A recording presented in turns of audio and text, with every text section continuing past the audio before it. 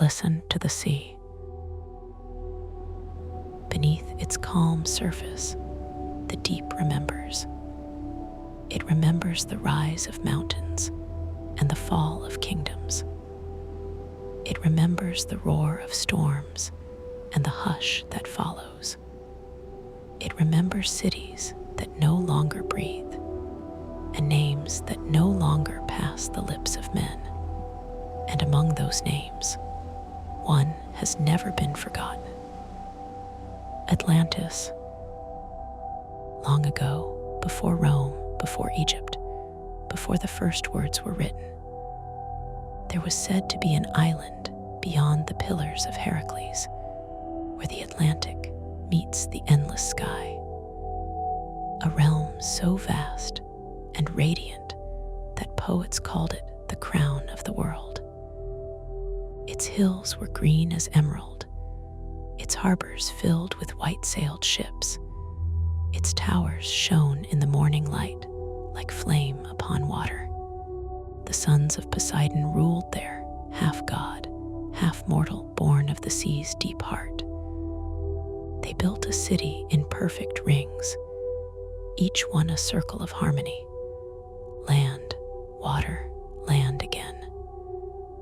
Temples rose in the center, plated with gold and silver, and in their midst stood a statue of Poseidon himself, bronze and vast, holding a trident that reached for the clouds.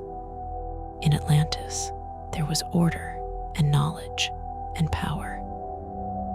The people mastered the elements, they charted the stars, they built canals that tamed the sea itself. Their wealth had no rival, their wisdom no equal. But pride is a slow tide. It rises without notice, and when it breaks, it drowns everything. The Atlanteans began to believe that no law bound them, not even the will of the gods. They conquered where they were meant to trade. They demanded tribute where they had once given aid. The hearts that had been noble grew restless, greedy, and blind. And so, the balance of the world shifted. The earth shuddered. The skies turned black. The sea, their father, their god, rose to reclaim what was his. In a single day and night of fury, the ocean devoured the island. Towers cracked and fell. Fires hissed and vanished under waves. The sound of thunder swallowed the voices of an entire world.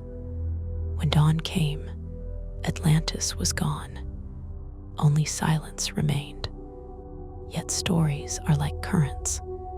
They never truly die. They drift from shore to shore, from age to age, carried by those who still remember. From the philosophers of Greece to the priests of Egypt, from the scribes of medieval monasteries to the dreamers of modern times, the tale endured, reshaped, retold, reborn. Some said Atlantis was a warning, a lesson from the gods about arrogance and decline. Others believed it was a memory, faint but real, of an age before the flood, when humanity walked closer to the divine. Whatever the truth, the legend survived every empire and every skeptic. It became a mirror, reflecting the soul of each generation that heard it. For the warrior, it was a land of conquest. For the philosopher, a parable of justice. For the mystic, a lost Eden. For the scientist, a mystery waiting to be proven. To speak of Atlantis is to speak of ourselves, of what we build, what we destroy, and what we dream might still lie hidden beneath the waves. And so tonight, we journey after it. We will walk through the ages, through myth and memory, through ruins and revelation. We will follow Plato, who first gave the story form, the explorers who searched the oceans, the prophets who heard its echo, and the skeptics who demanded proof. Perhaps we will find that Atlantis was never a place, but a pattern, a cycle of greatness and downfall that repeats as surely as the tide. Or perhaps, in some forgotten corner of the sea, the stones of that lost city still rest beneath the silt, waiting for the day the ocean gives them back. The stars are above us, the waves below. The story of Atlantis rises once more from the depths of time. Part 1: The Philosopher and the Lost Empire. The sea has taken many things, ships, cities, names, but it has never taken wonder, for even the deepest silence can be broken by a question. And the greatest question of all began not upon the waves, but in the mind of a man. His name was Plato. He lived in the 5th century before our era, in a city that was both brilliant and broken. Athens, crowned by its marble temples, shone like a lantern of thought in a darkening world. Here, sculptors gave stone the breath of gods, playwrights gave words the shape of destiny, and philosophers tried to map the soul itself. But by Plato's time, the light had begun to flicker. The glory of Athens had dimmed in war. Its democracy, once proud, had betrayed its own ideals. His teacher Socrates, the wisest of men, had been condemned to death by the same city that claimed to love wisdom. Plato had watched him drink the hemlock in silence, the philosopher dying for the crime of asking too many questions. And so Plato turned inward, away from the noise of politics, and into the quiet search for truth.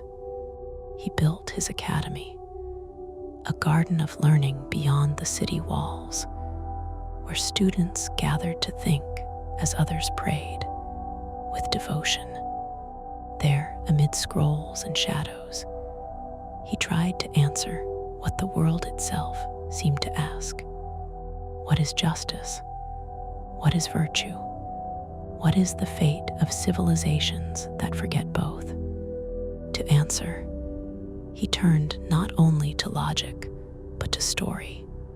For myth, he knew, could hold truth as gently as water holds light.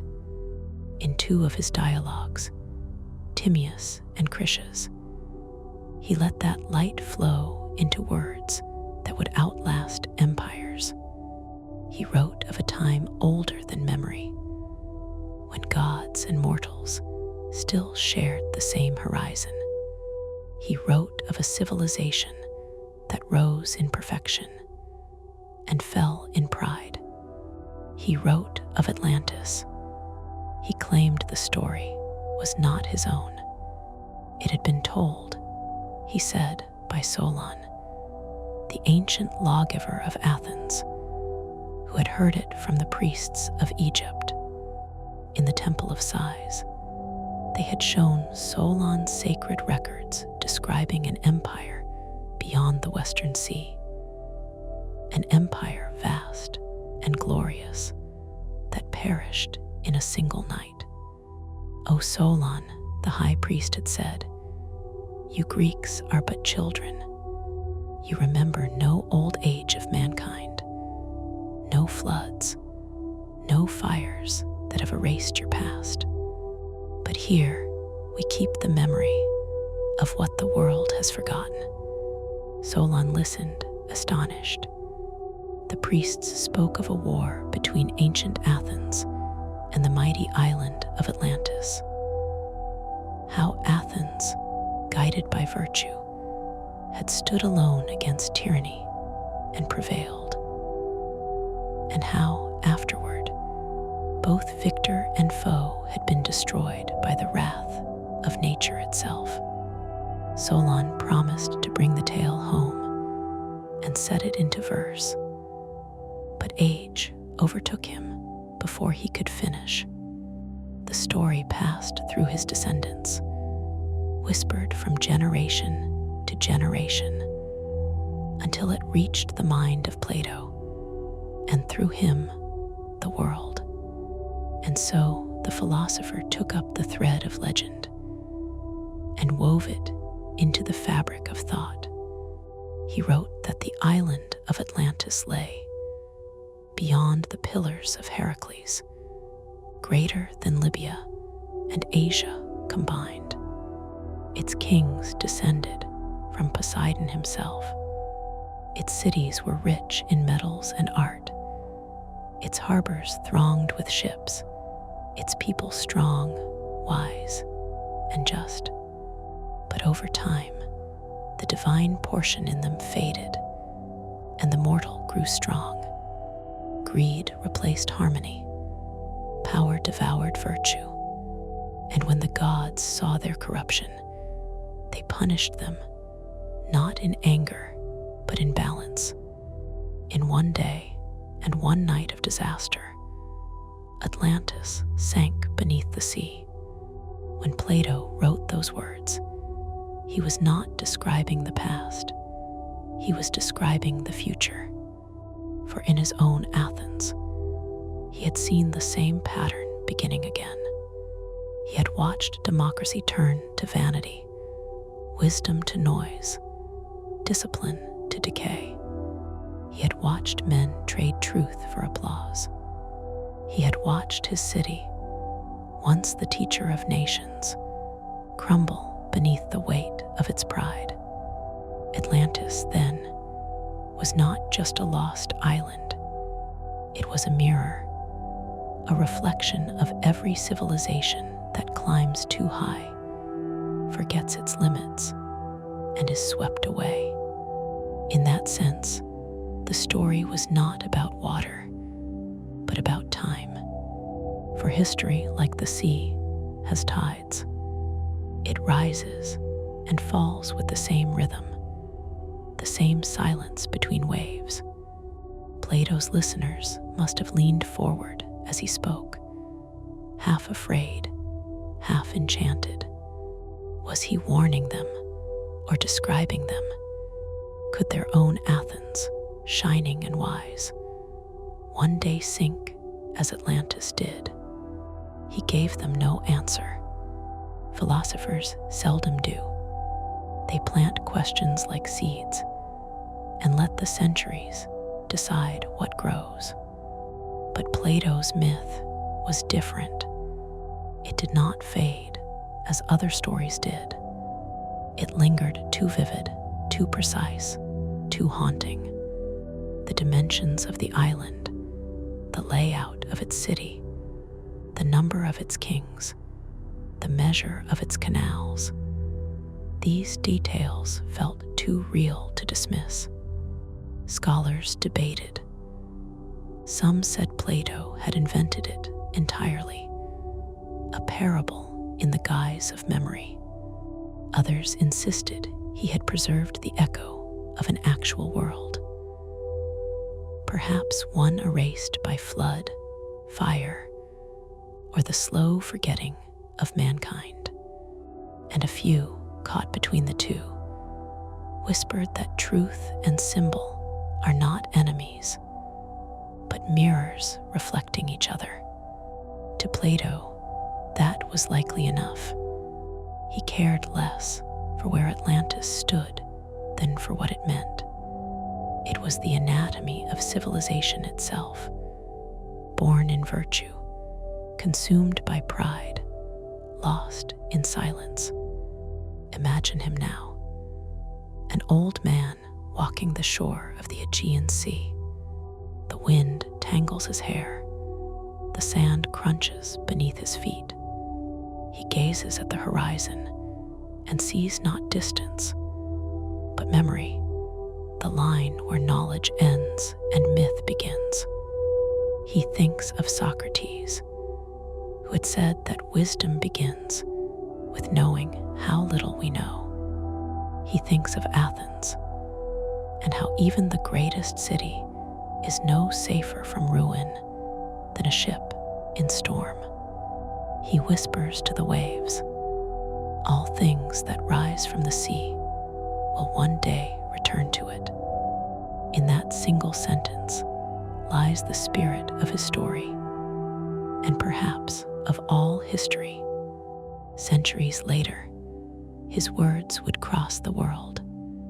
They would be copied by monks, translated by scholars, argued by kings, and carried by explorers who sailed into the very ocean where his island was said to lie.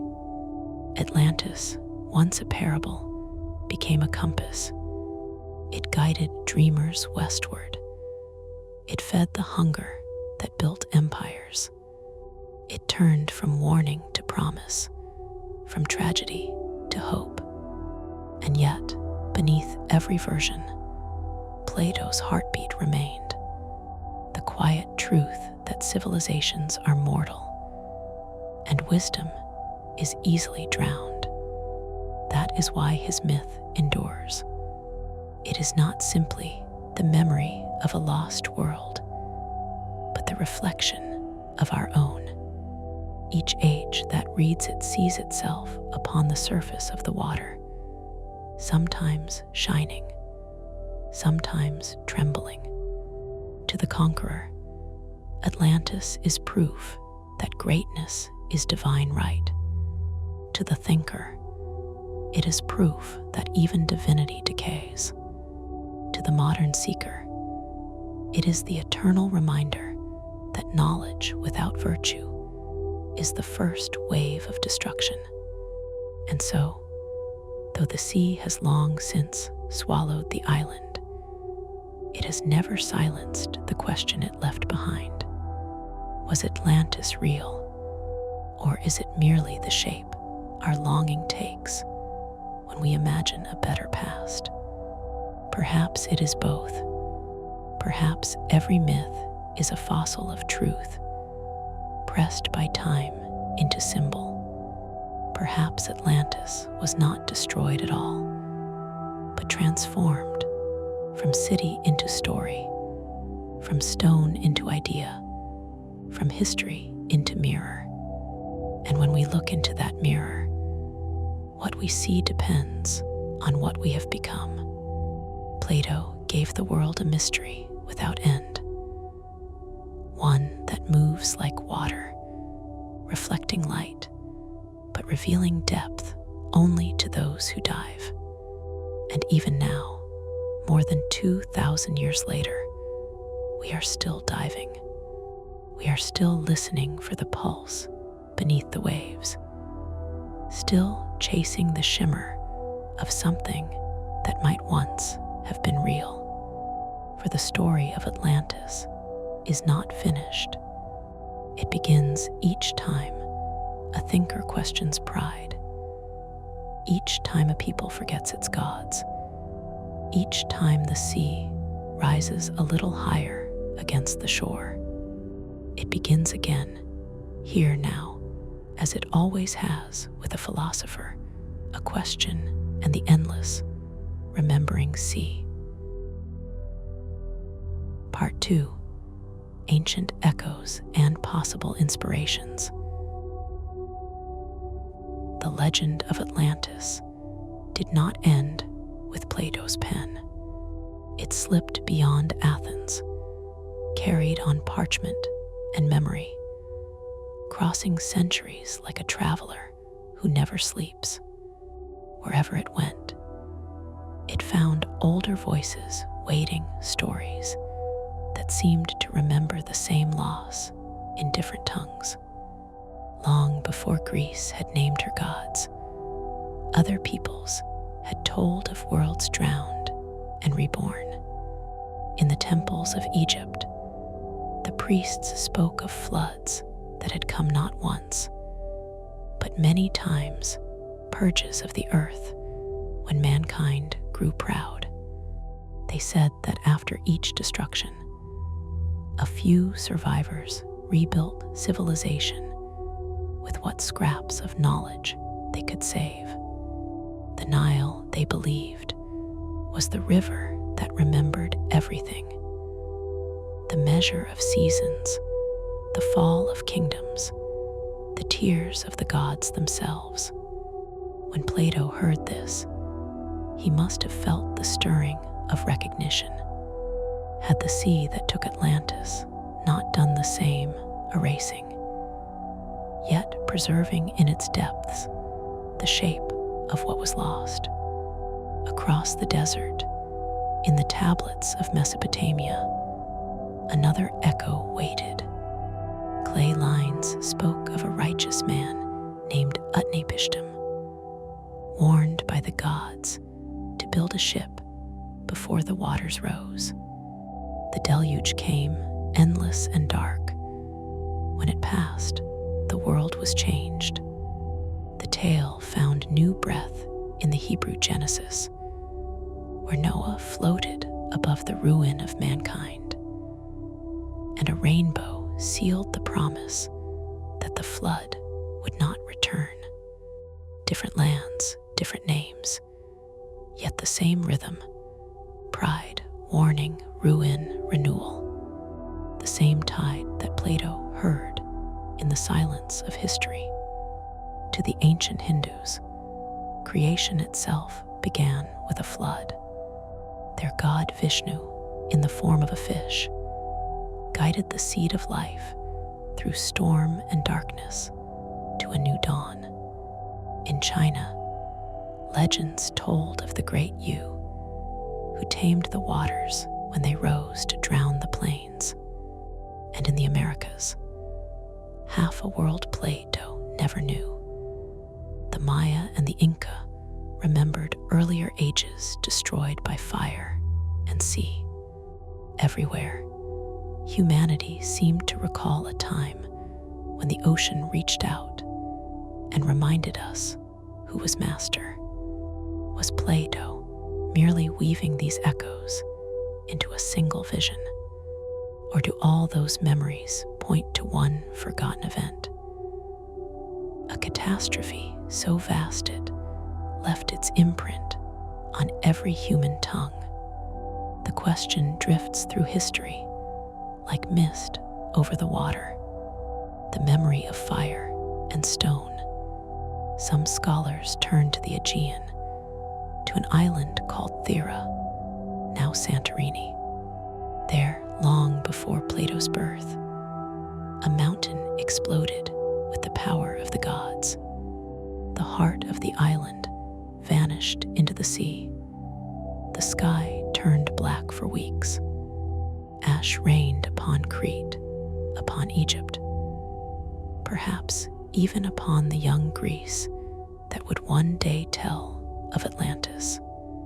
When the darkness lifted, the Minoan civilization, master of ships and art, was broken.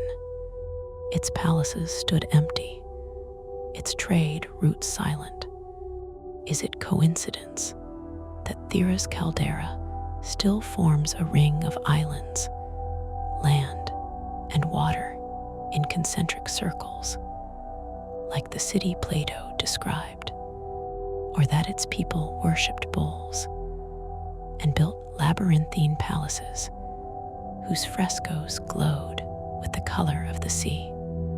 Perhaps the philosopher had heard old sailors' tales of that explosion and transformed them into parable. Or perhaps the survivors' stories wandered from island to island until they reached Athens, where Plato gave them immortal shape. Yet even if Thera was the seed, the fruit grew far beyond its root. Plato's Atlantis was not simply a place. It was the pattern behind places, the law behind laws. Every civilization that met disaster found itself reflected in his mirror. When volcanoes buried cities in ash, when earthquakes swallowed towns whole, people whispered, "Atlantis has fallen again." The science of the sea. In the ages that followed, scholars tried to find reason in the legend. They mapped the ocean floor, traced fault lines, and followed currents like detectives, reading the handwriting of the world. They spoke of tectonic plates, of continents once joined and broken apart, of islands rising from volcanic birth and sinking again into death. Perhaps, they said, Atlantis was a memory of those slow, enormous movements, geological time glimpsed through human eyes.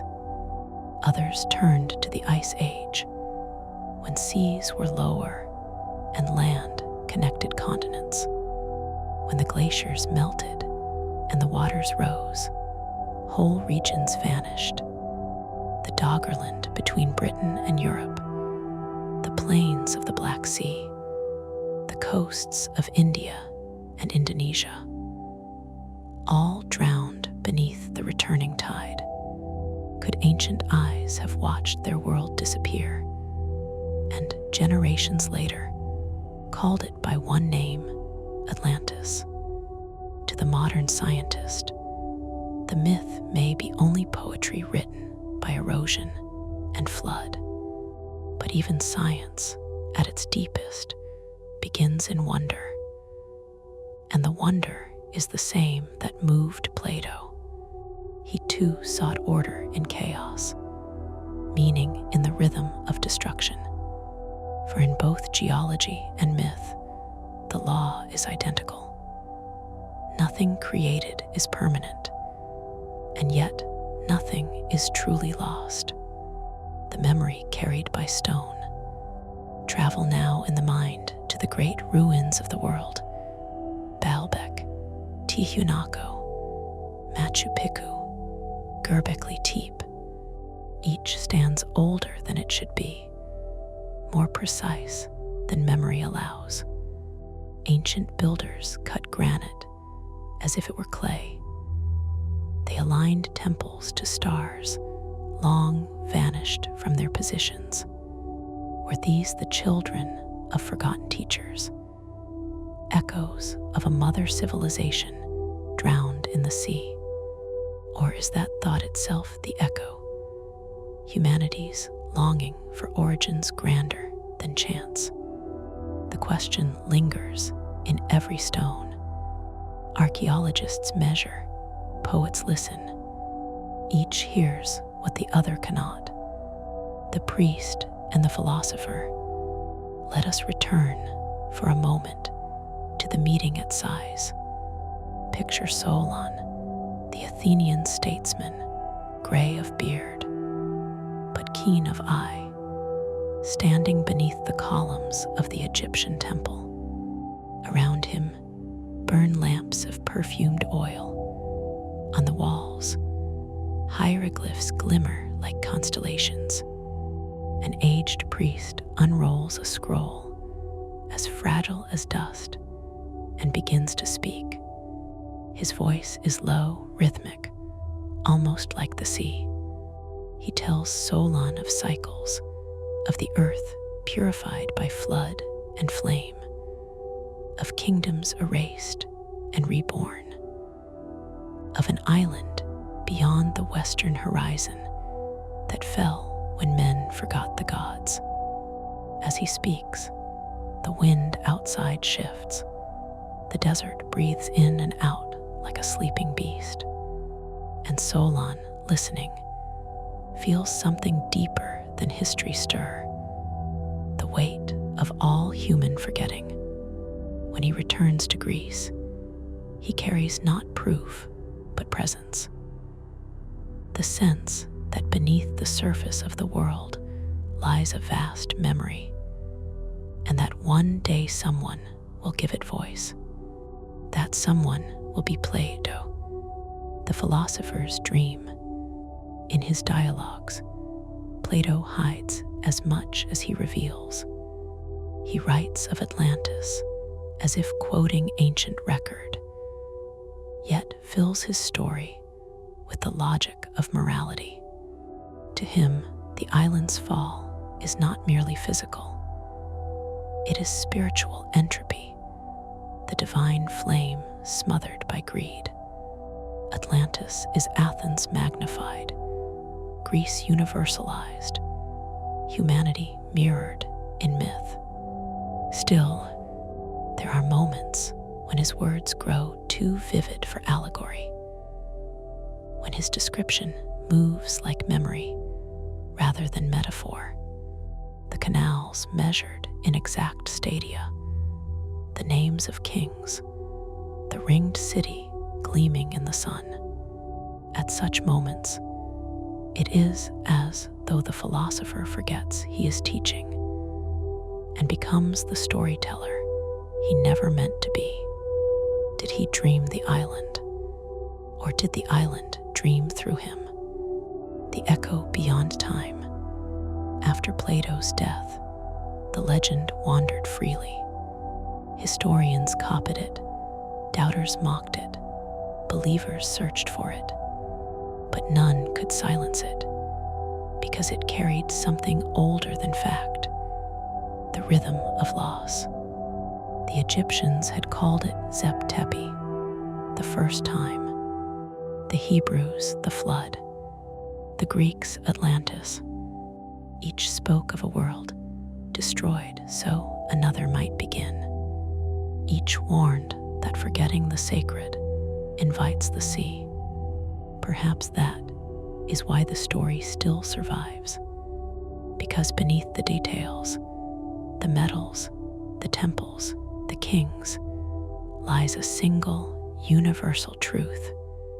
Everything we build stands upon the patience of the earth, and the earth has tides. When pride rises too high, the tide returns. When wisdom is neglected, the sea remembers. That is the real Atlantis, not a continent of stone, but the eternal dialogue between creation and collapse. The philosopher saw it clearly. The rest of us still learn it, again and again. Each time the waters come, the circle completes, and so the legend, born from myth and memory, stands between two worlds, half history, half warning. It reaches backward to the fires of Thera, forward to every city built on hubris. It binds the floods of Mesopotamia to the earthquakes of the modern age. It whispers the same refrain: remember balance, or the sea will teach it to you again. Plato gave the warning in ink. The earth repeats it in stone. Each tremor, each wave, each ash-dark sky is the philosopher's voice made physical. And still we listen, half in fear, half in fascination. For the legend of Atlantis is not content to rest in books. It moves through time like a pulse beneath the crust of the world. A heartbeat waiting for the next silence between civilizations. And if you listen closely, truly listen, you can still hear it. It sounds like distant surf, like thunder far away, like the breath of the sea remembering. Part 3. The Age of Shadow and Reawakening. When the lamps of the ancient world went out, the story of Atlantis did not die. It sank into silence, a seed beneath the ash, waiting for the sun to rise again. Empires crumbled libraries burned, languages changed their shape. The scrolls of Plato, written in the measured Greek of philosophers, were copied by trembling hands in monasteries that smelled of smoke and ink. Outside those stone walls, kingdoms fought and vanished. But inside, a few lines survived, lines about an island lost beyond the Western Sea. The Middle Ages were not kind to curiosity. Knowledge had narrowed to theology. The earth itself was treated as parable. Yet even in that darkness, the whisper of Atlantis persisted. Monks who could not imagine continents across the ocean still copied the words describing one. To them, the tale was not geography, but morality, a sermon in disguise. They saw in the drowned island the fate of the city of man, punished for pride. Atlantis became the twin of Babel. Both towers built too high, both struck down by heaven. When they wrote of it, they dipped their pens not in ink, but in fear. For to remember Atlantis was to remember that God's justice waits even for the wise. But stories are rivers. They change their bed, not their course. Beneath sermons and psalms, the old current of wonder still flowed. Sailors heard it first, men who lived between faith and sea spray, who watched the horizon like a moving prayer.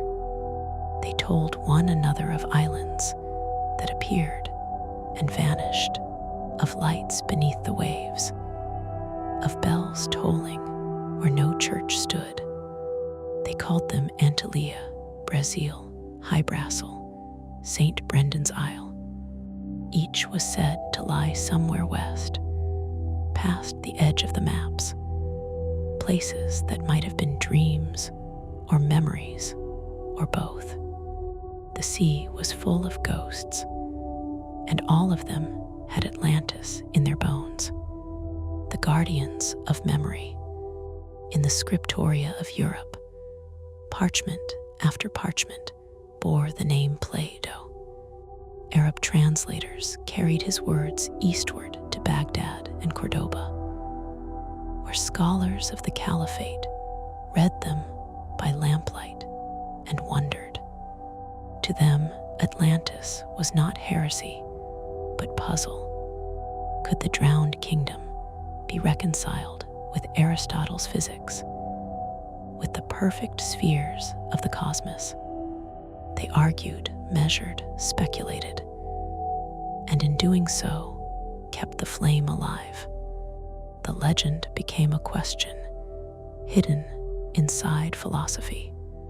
If the world is order, what is the meaning of ruin? If reason rules, why do the elements rebel? In that question, Atlantis continued to breathe. By the 12th century, Europe began to stir. Trade awoke, ships ventured farther, maps grew crowded with possibilities. The edges of parchment curled with drawings of dragons and winds. But beyond those monsters lay temptation. The same western sea that had swallowed Plato's island. And so, while monks prayed for the soul of man, sailors prayed for land. They wanted proof that the ocean had secrets worth dying for. The dreamers of the Renaissance. Then came the Renaissance, the rebirth of light, of questioning, of the human mind remembering its wings. Old manuscripts were pulled from dust. Ancient Greek returned to Europe like a rediscovered language of the gods. When scholars read Plato anew, they stopped trembling and began dreaming. Painters filled their canvases with impossible worlds, cities gleaming beside calm seas, men walking in robes of gold. Philosophers spoke of perfect republics, of knowledge unchained by superstition.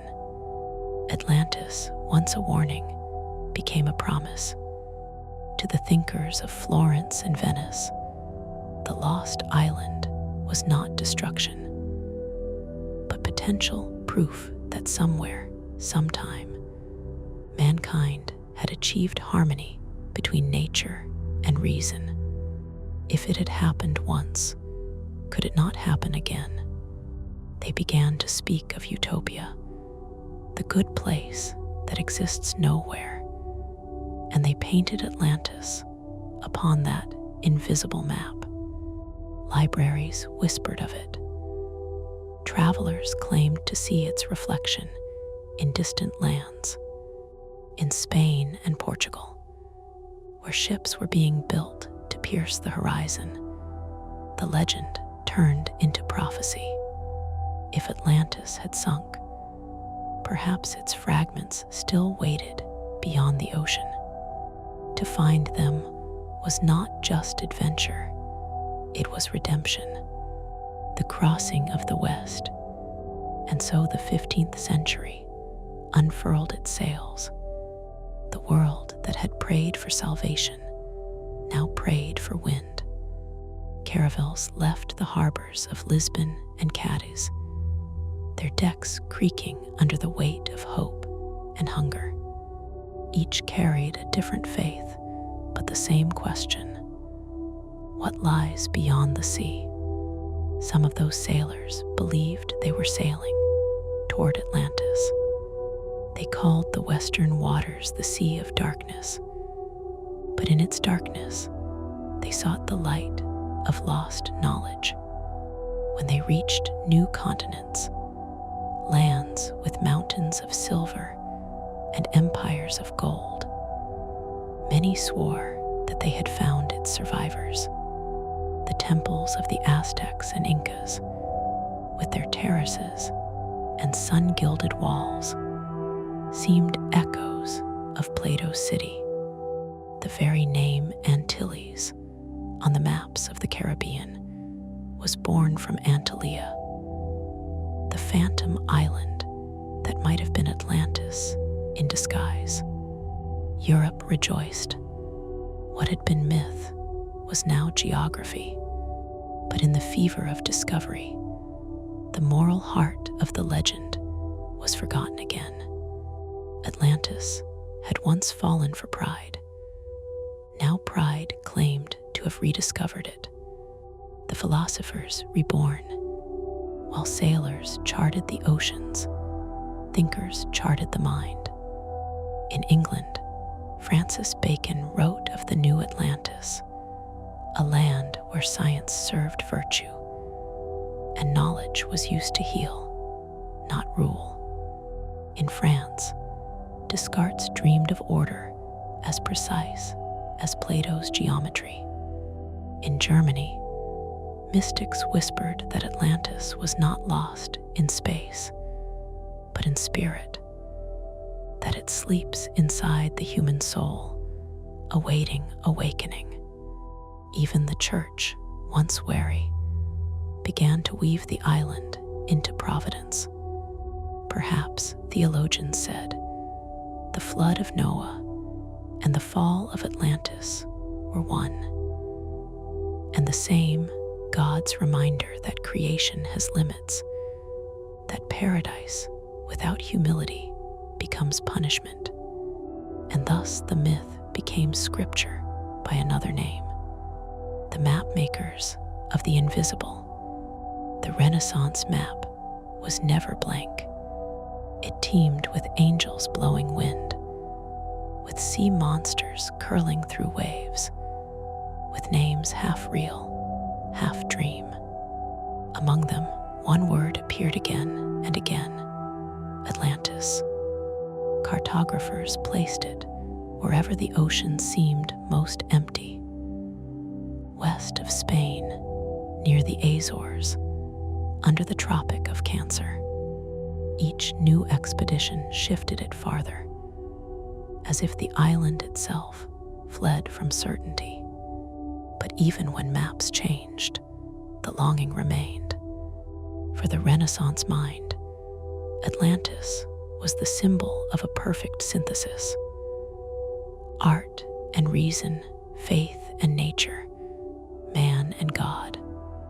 It was not simply a lost world. It was the image of the world humanity wished to create. The echo in stone and song. Cathedrals rose across Europe like mountains of light, their spires pointing toward a heaven that seemed closer now. In stained glass and fresco, artists painted cities rising from blue waves, crowned with towers and stars. They did not name them, but the watchers knew. Atlantis had become metaphor for resurrection. The soul rebuilt after ruin. Composers wrote of it in choirs that rolled like tides through stone halls.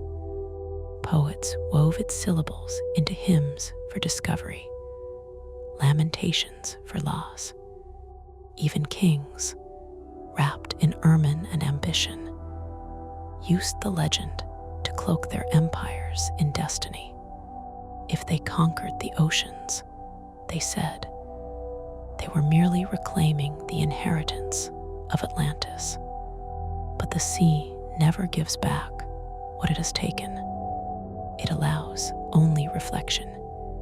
Those empires, too, would learn the lesson in time. The thread through the dark. 5,000 years may have passed since Plato's pen, but the pattern remains. Rise, wonder, pride, collapse, remembrance. The Middle Ages cloaked it in faith.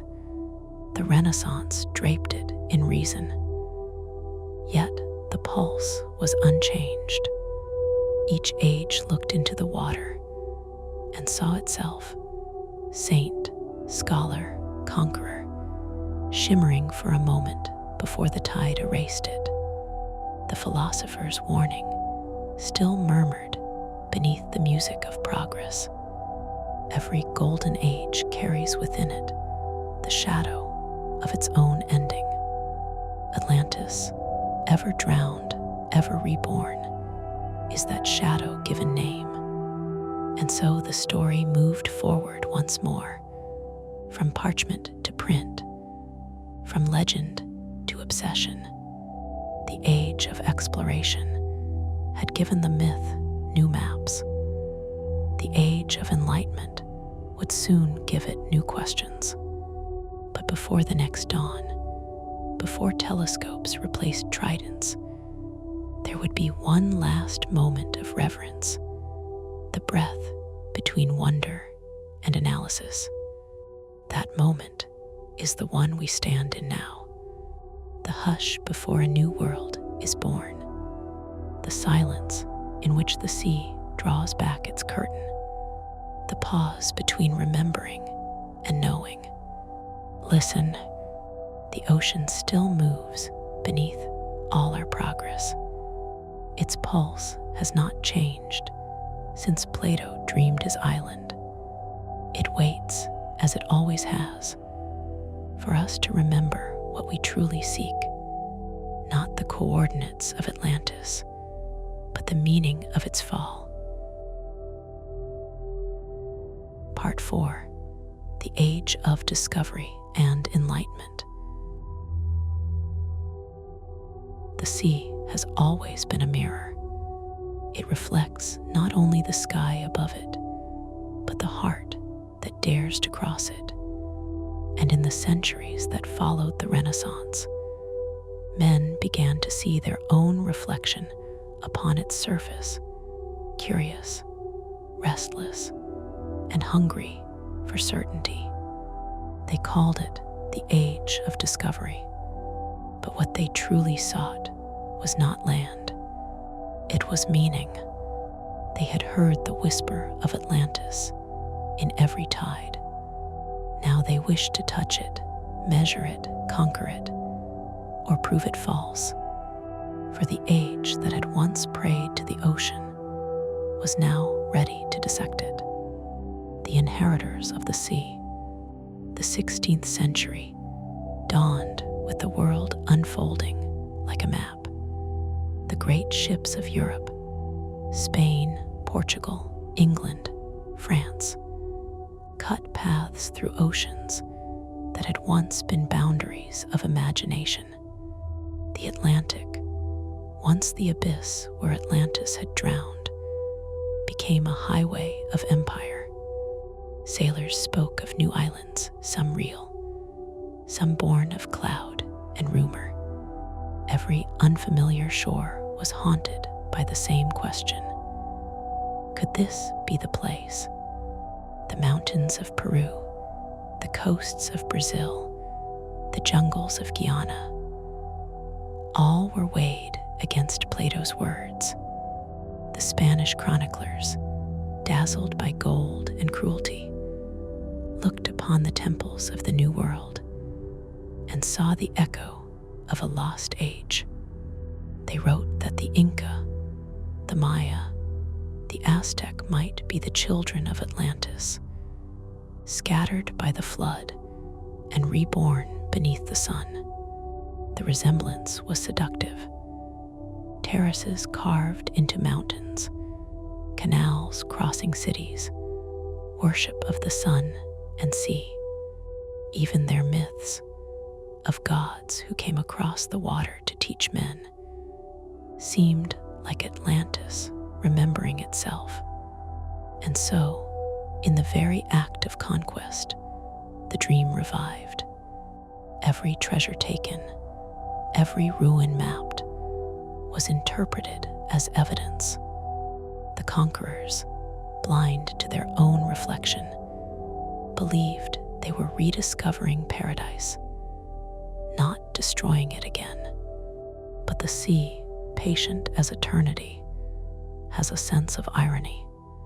Atlantis had once perished in pride. Now pride sailed its name across the globe. The voice of reason. By the 17th century, the tides of thought began to shift. Faith and fear gave way to reason, the new god of the Enlightenment. Men no longer burned incense before idols. They burned midnight oil before telescopes and compasses. They charted stars, dissected fossils, calculated tides. The legend of Atlantis, though ancient, survived this purge of myth, but only by changing its form. No longer was it the dwelling of demigods or punishment of Poseidon. It became a hypothesis, a question of geology, not morality. Scholars wrote with precision instead of passion. They measured Plato's words as if they were coordinates. They compared his description of the island to the maps of the Atlantic, searching for ridges, banks, and shallows where continents might have been. The Azores Plateau, the Mid-Atlantic Ridge, the Caribbean Basin, each became a candidate, each a possible tomb for the legend. Yet, even in their calculations, wonder persisted. The Enlightenment could not destroy the hunger that Plato had awakened. For every skeptic who dismissed the story, another saw in it the shadow of truth, a remnant of memory buried under centuries of reason. The cartographers of wonder in the candlelit studies of Europe, explorers and philosophers became partners in obsession. The Jesuits, mapping South America, spoke of ancient stone cities hidden in the jungle, covered in moss but aligned to the stars. The English sailing north, reported great plateaus rising from the Atlantic, only to vanish again beneath fog and waves. Each tale fed the dream. Libraries filled with maps marked with faded words. Insula Atlantis, island of the blessed, Poseidonis. Even the most rational of men could not resist writing it somewhere, as if the mind itself required a blank space where mystery could live. And so, the more the world was known, the deeper the unknown seemed to grow. Discovery did not shrink the myth, it magnified it.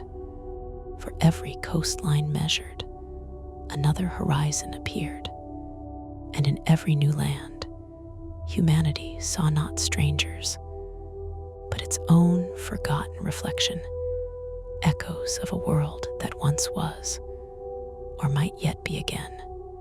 The thinkers of the Enlightenment. In France, Voltaire dismissed Atlantis with laughter. He called it the first novel ever written, a clever parable mistaken for geography. But across Europe, others disagreed. The polymath Athanasius Kircher, Jesuit scholar and master of many arts, studied Plato's text with the zeal of a cartographer of heaven. In 1669, he drew a map, the first map of Atlantis ever made, showing a vast island bridging the Atlantic between Spain and the Americas.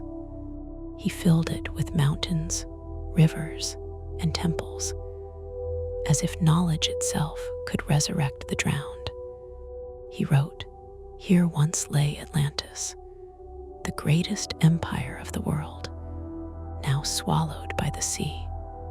To the eyes of his time, it was both science and prayer, an act of reason illuminated by faith, faith strengthened by imagination.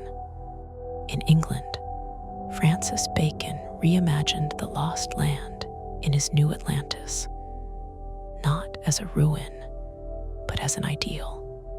His Atlantis was an island of enlightenment, ruled by wisdom and science, where men studied the secrets of creation for the good of all. It was no longer a memory of what was lost, but a vision of what could be regained. The fall of Plato's Atlantis had become the foundation for Bacon's, the paradise of knowledge reborn. And so, the legend evolved once again, from warning to aspiration, from fall to future, the dawn of science and the persistence of dream. As centuries turned, instruments replaced scrolls, ships became steel, compasses became sextants. The Enlightenment had given mankind mastery of measurement, but not of humility. Natural philosophers studied fossils of sea creatures found on mountaintops and wondered, had the world truly shifted, sunk, risen again? Was the ocean itself capable of erasing entire continents, only to lift others from its depths? Their findings gave the myth new breath. Atlantis was no longer divine punishment. It was natural law. The earth moved, the sea claimed, the cycle continued.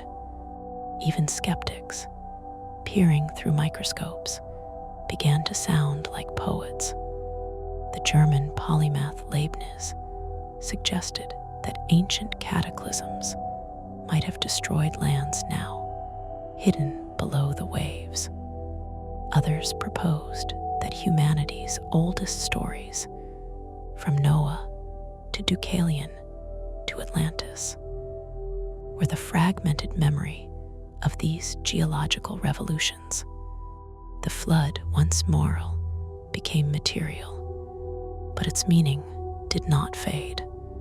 For even as they reasoned, men dreamed. The Enlightenment could calculate the stars, but it could not measure longing. The horizon expands. By the 18th century, the myth had crossed from the libraries of scholars to the salons of poets and travelers. It mingled with new philosophies of progress, evolution, and destiny. Atlantis became the blueprint of perfection, not divine, but human. It was the dream of reason itself, a world enlightened, prosperous, harmonious, a world we believed we could build with our own hands. But like all dreams of perfection, it carried its own shadow. For in imagining Atlantis reborn, the thinkers of the Enlightenment began to imagine themselves as gods.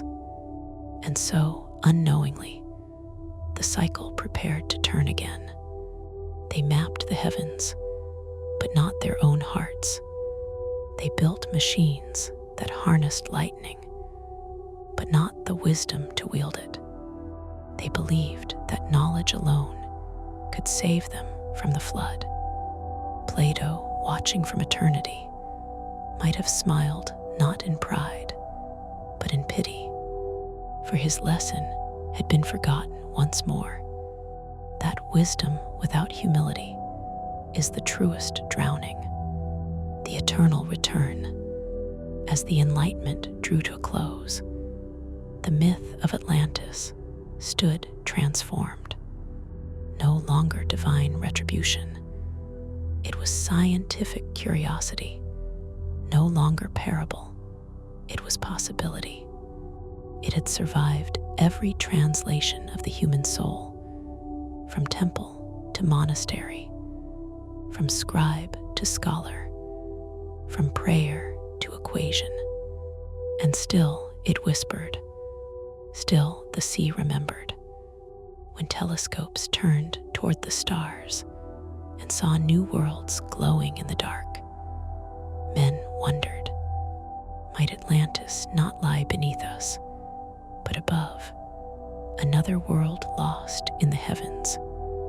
Was it not the fate of all creation to rise, to fall, to rise again?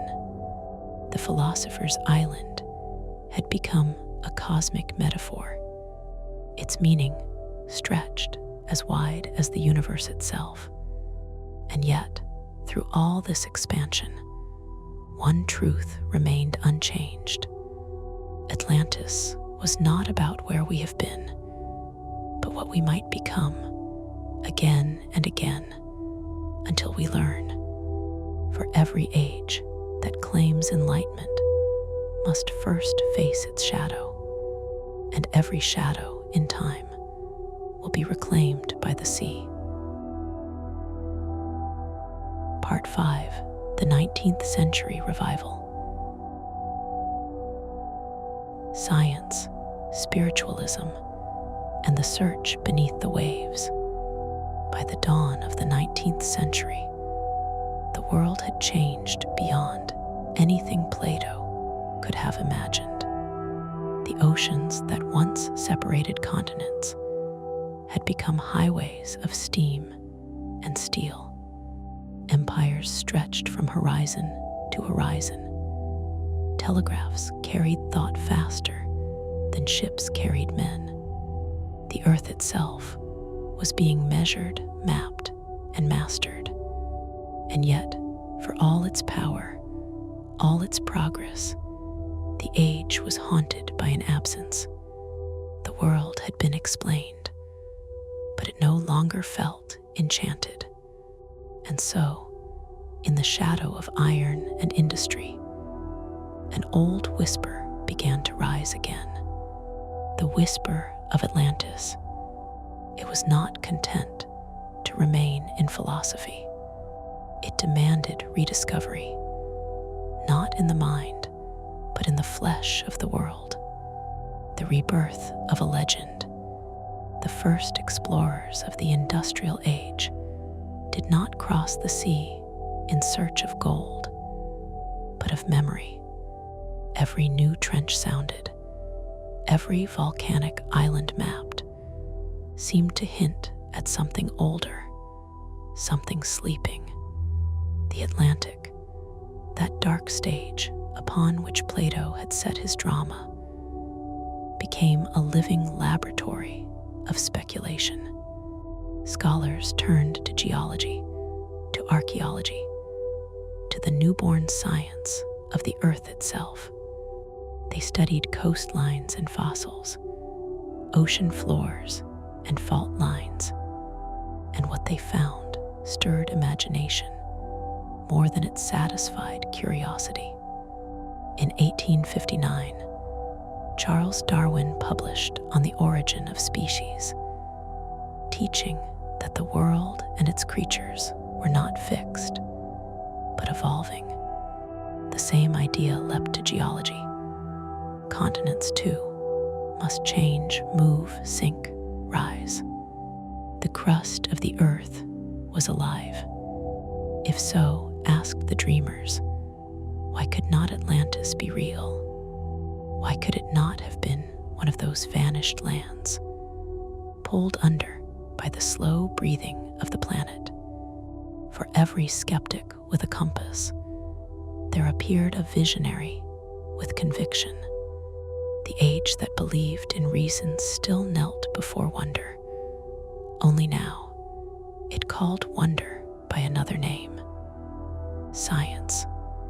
The mystics awaken. While scientists sought Atlantis in stone, mystics sought it in the soul.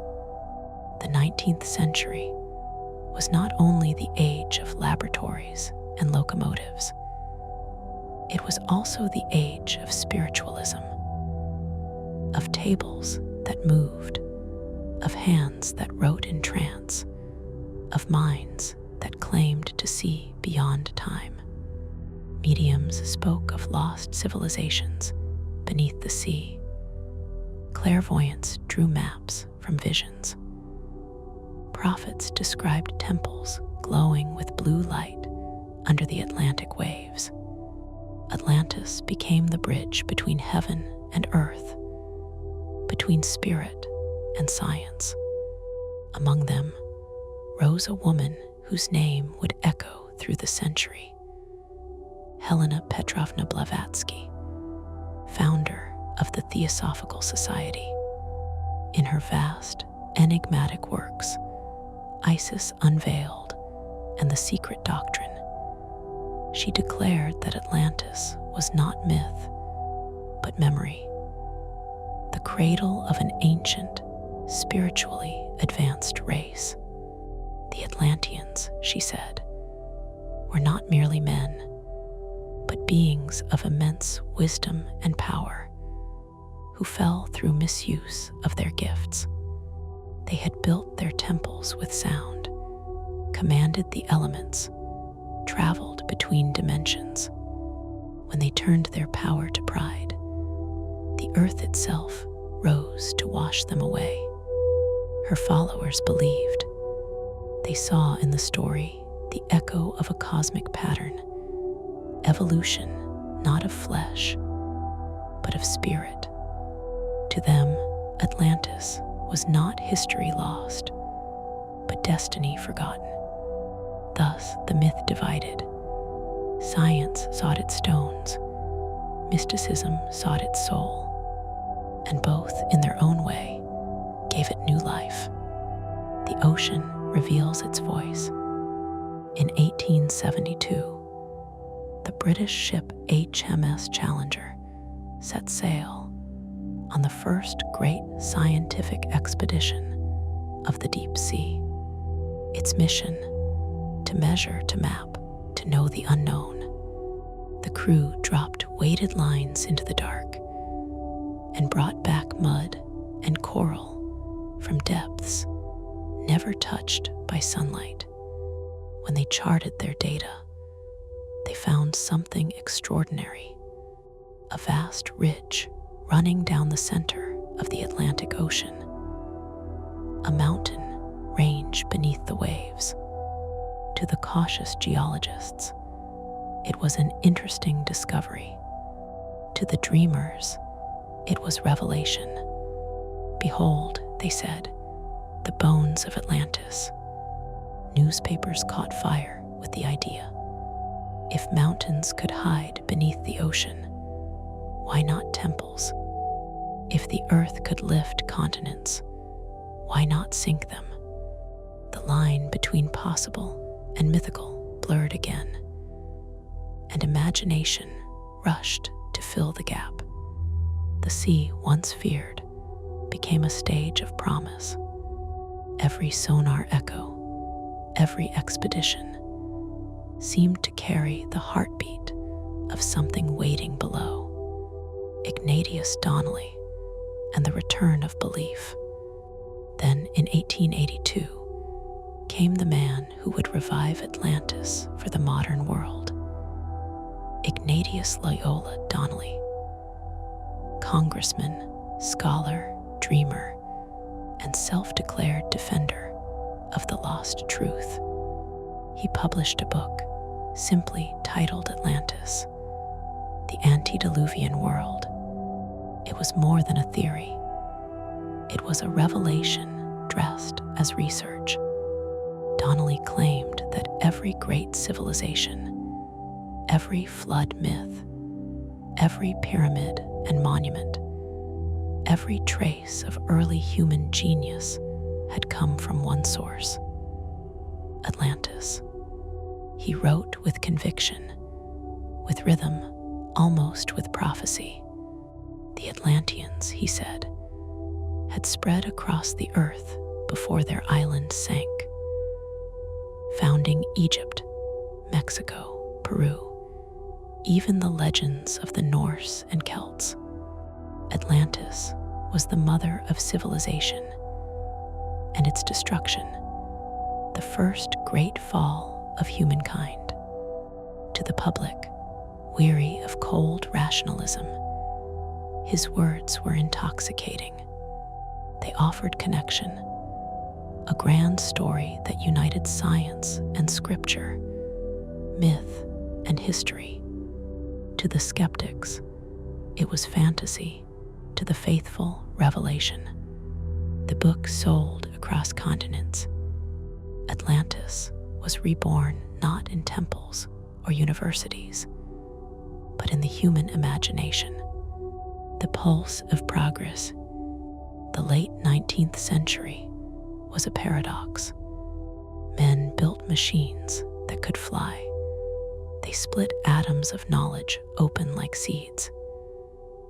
And yet, they also gathered in candlelit parlors to speak with ghosts. They believed in evolution and eternity, in reason and revelation. And at the meeting point of those contradictions, Atlantis stood, both symbol and question. In the electric hum of the age, the legend took on new shapes. Writers turned it into allegory. Painters filled their canvases with shining domes beneath the waves. Composers wrote symphonies that swelled like tides. Atlantis had become not a place, but a feeling, the ache of memory for something the soul still recognized, even if the mind could not name it. The scientists measured the ocean floor. The mystics measured the inner world. Between them stretched a gulf as wide as the Atlantic itself. And in that gulf, the legend thrived. The new faith in the unknown. Toward the century's end, the world trembled between certainty and mystery. Electric light banished the night, but could not banish wonder. Submarines prowled the deep. Microscopes revealed the unseen. Each discovery, rather than silencing the myth, seemed to confirm it. For every secret revealed, 10 more stirred beneath the surface.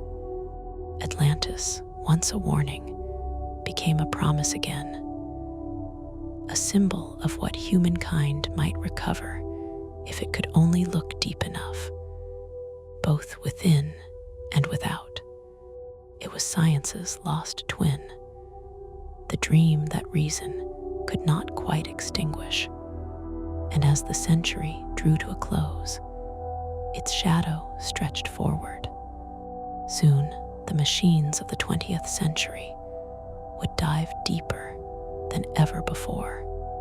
Soon, the world would go to war.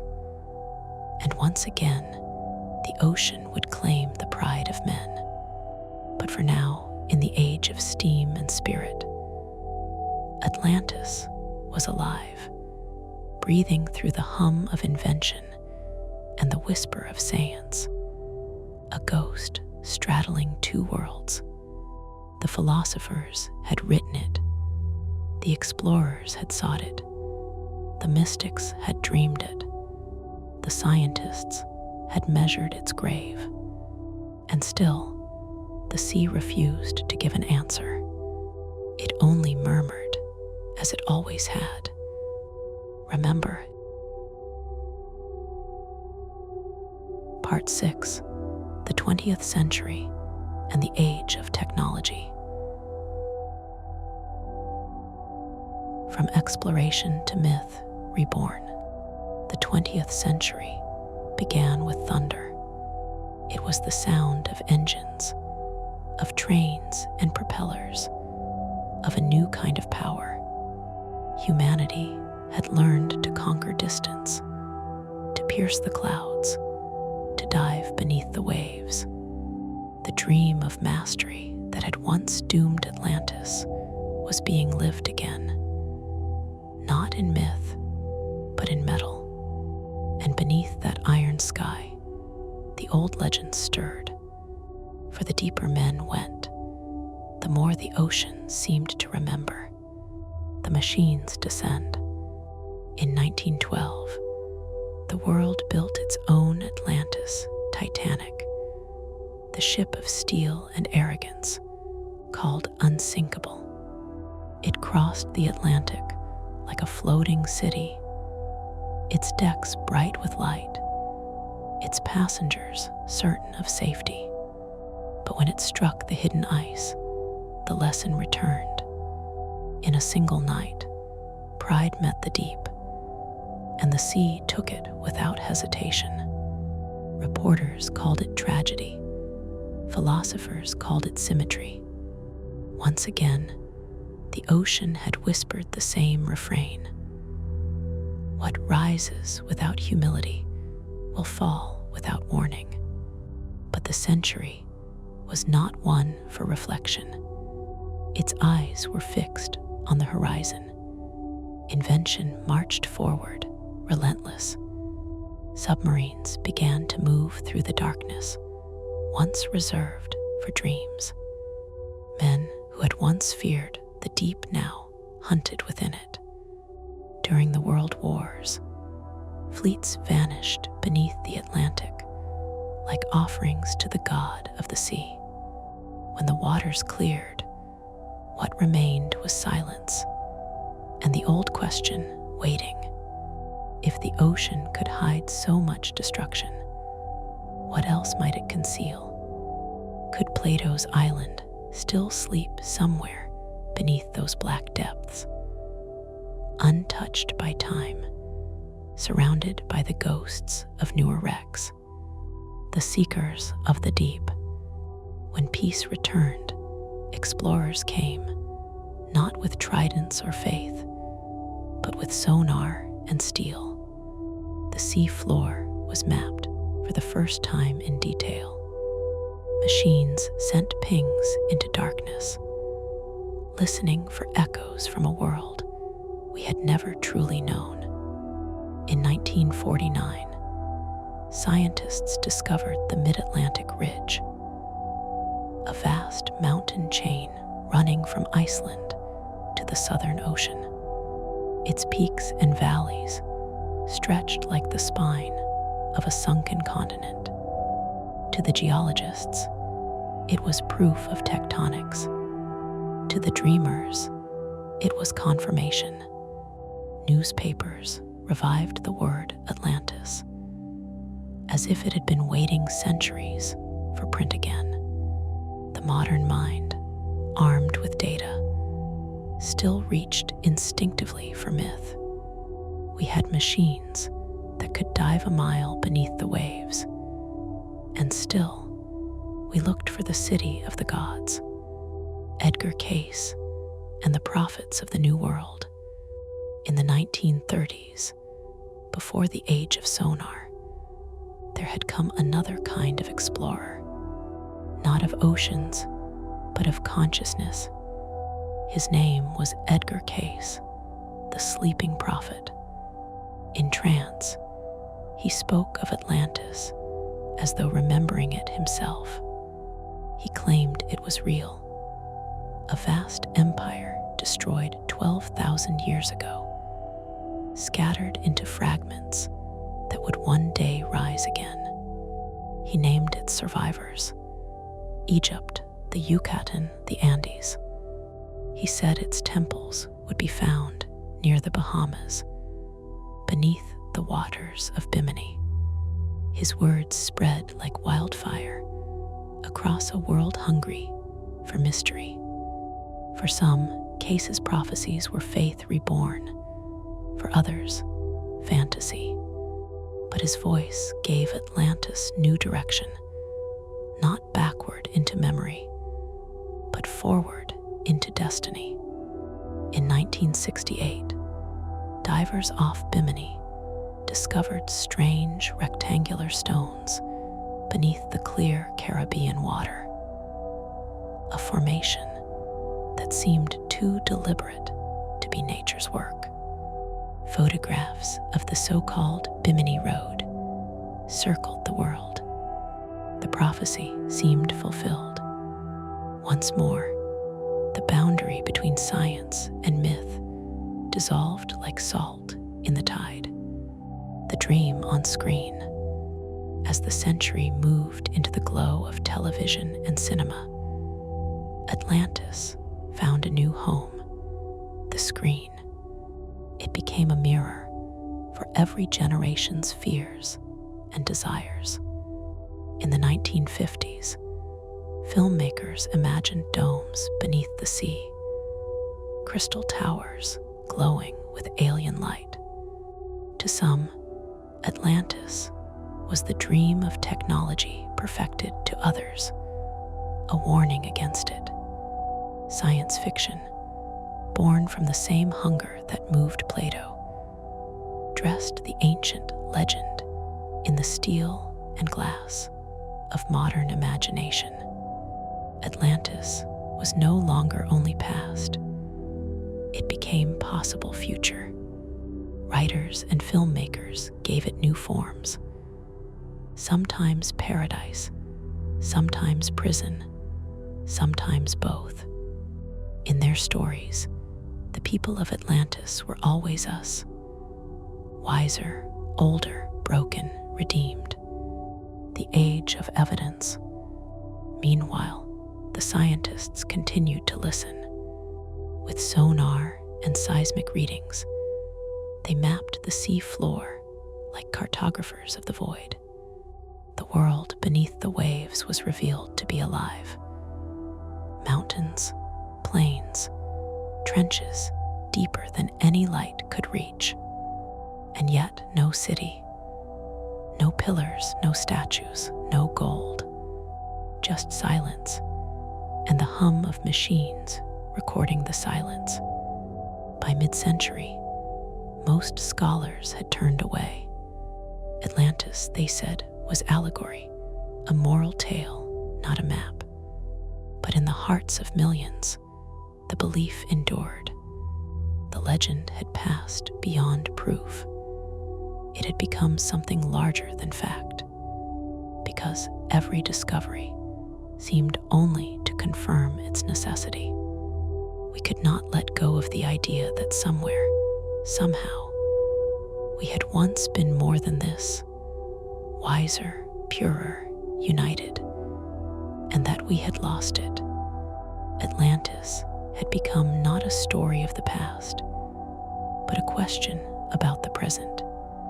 Have we risen higher, or merely rebuilt the same dream, bound for the same fall? The poets of progress, the 20th century, gave us miracles: airplanes, vaccines, electricity, the moon. But beneath the triumph lay a tremor, the uneasy sense that we were becoming the very civilization we once mourned. When Hiroshima burned, some said the Atlanteans had fallen by the same fire. Knowledge without wisdom, creation without conscience. The nuclear age turned the myth into metaphor again. Atlantis became not an island, but a warning carved in the shape of the modern world. Writers spoke of it as a mirror held to the 20th century's face, an age of power without restraint, of beauty devoured by pride. The ocean, once a symbol of mystery, now reflected guilt, as though all the drowned cities of myth were gathering to watch us repeat the cycle. The revival beneath the surface, yet still the search continued. From Jacques Cousteau's red-capped expeditions to the first unmanned deep-sea probes, humanity kept asking the same forbidden question: what lies beneath? Cousteau himself, poet of the deep, said that the ocean was a living memory, that every wave carried the story of the world. He dismissed Atlantis as legend, but in his films, as coral cathedrals glowed beneath the light, the idea breathed between his words. When he spoke of human arrogance, he spoke Plato's language. Then came satellite imagery. The eyes of gods turned downward. We could now see the outlines of the earth from space. Every ridge, every shadow beneath the sea. And still, people stared at those maps and traced with their fingers the shape of lost continents. The legend was now global, electric, digital. Atlantis had become a constellation of the human mind, the myth in the machine.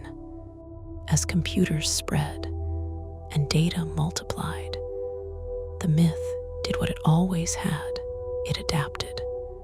It left parchment and entered pixels. It moved through documentaries, radio, cinema, and finally the internet. Atlantis became a digital ghost, reborn in every new medium of human communication. In chat rooms and forums, researchers, believers, and wanderers shared photographs of strange formations, ancient maps, and sonar images that might show roads, walls, or the outlines of harbors long submerged. Some claimed proof, others mocked, but the debate itself was the proof. That wonder, once awakened, never dies. For in every argument about Atlantis, what we are really debating is ourselves. Do we still believe that humanity once lived in balance? Or have we accepted that progress must always come with loss? Do we remember that wisdom must rise before power? Or are we again building temples to our own reflection? The century turns. As the 20th century drew to its close, a strange reconciliation emerged.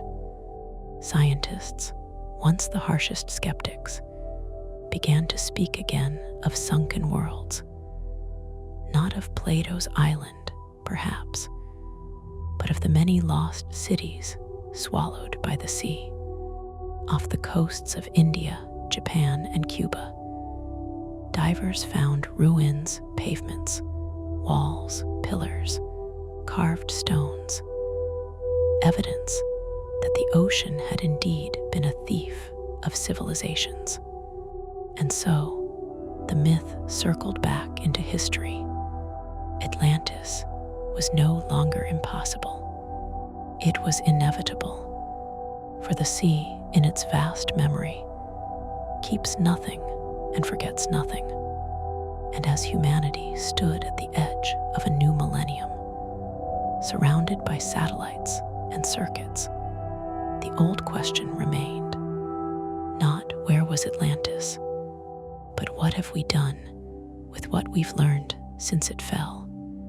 The story had outlived its need for proof. It had become the conscience of progress, the whisper beneath every new invention, the echo behind every triumph. Remember, Part 7, Atlantis in the Modern Mind. Symbol, science, and spiritual memory. The 20th century ended as it had begun, with noise and light. Cities glowed brighter than stars. Satellites circled the earth like mechanical moons. Humanity had at last conquered the limits of distance, of sound, of sight.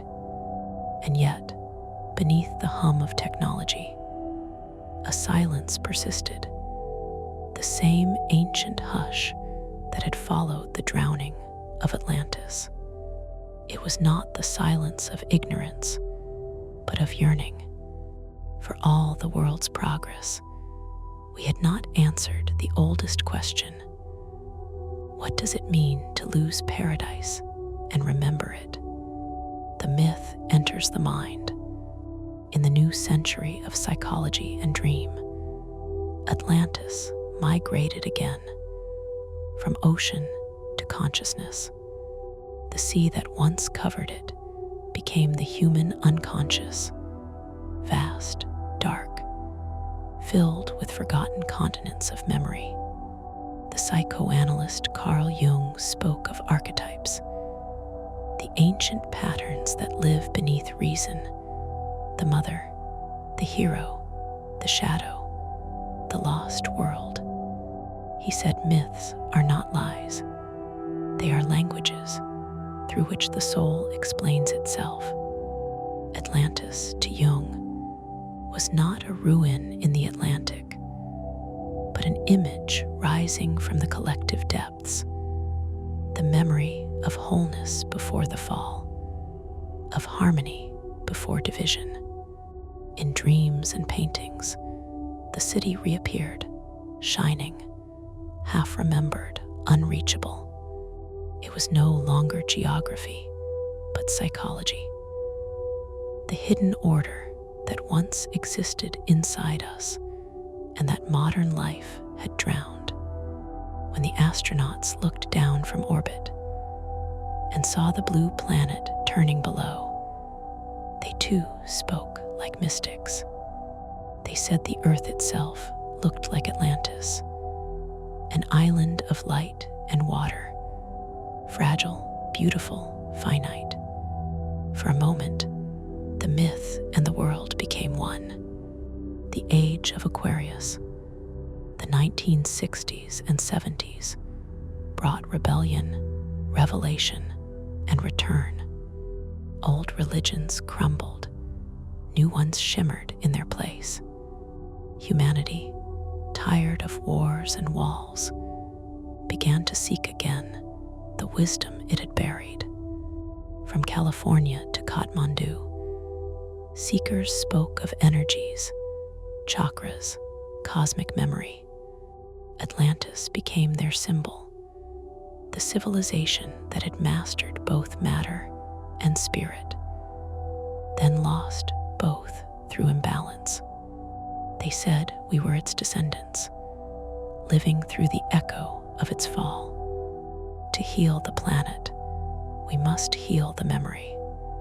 Books filled with crystals and channeling, meditation, and mystic geometry. Atlantis was drawn in circles of light, pyramids of color, temples vibrating with sound. Skeptics laughed, but believers listened, for beneath the glitter of imagination lay the simple human wish to reconnect, to remember harmony. In the music of the age, flutes, synths, voices soaked in reverb, you can still hear the echo, a longing for a home beneath the waves, for a wisdom older than civilization. The myth had slipped its historian's grasp,